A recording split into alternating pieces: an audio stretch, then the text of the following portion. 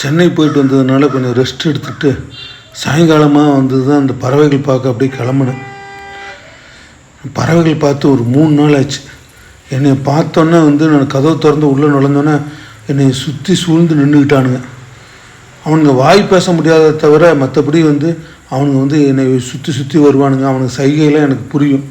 ஏன்னா என்னை பார்த்து 3 நாள் ஆச்சு அப்படின்னு சொல்லிட்டு அவங்களுக்கு ஆதரவாக கொஞ்சம் நேரம் அன்பை காட்டுற மாதிரி பக்கத்தில் கொஞ்சம் நேரம் உக்காந்துக்குவேன். அதுக்கப்புறம் தான் வந்து செய்ய வேண்டிய வேலையெல்லாம் அப்படியே செய்வேன். அப்படி தான் செஞ்சுட்டு பார்க்குறப்ப வந்து ஒரு வாத்து வந்து ஒரே ஒரு குஞ்சு பொரிச்சிருந்தது. இந்த ஒத்த குஞ்சு அவங்க அம்மாவுக்கு பின்னாடியே போகிறது வந்து அவ்வளோ அழகாக இருந்தது. சரி, செடிகளுக்கெல்லாம் தண்ணி விட்டுட்டு இந்த கூஸ் வாத்துகளுக்கெல்லாம் வந்து தம் கையால் முடிஞ்ச வரைக்கும் ஊட்டி விடுறது.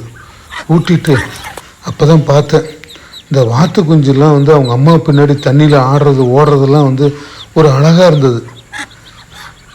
அவங்க அம்மாவுக்கு பின்னாடியே குடுன்னு ஓடுறதெல்லாம் கொஞ்சம் அழகாக இருந்தது. சரின்னு சொல்லிட்டு கொஞ்சம் நேரம் அப்படியே பார்த்துட்டு பறவைகளோட கொஞ்சம் நேரம் டைம் ஸ்பெண்ட் பண்ணிவிட்டு அப்புறம் அங்கேருந்து அப்படியே வீட்டுக்கு கிளம்பிட்டேன்.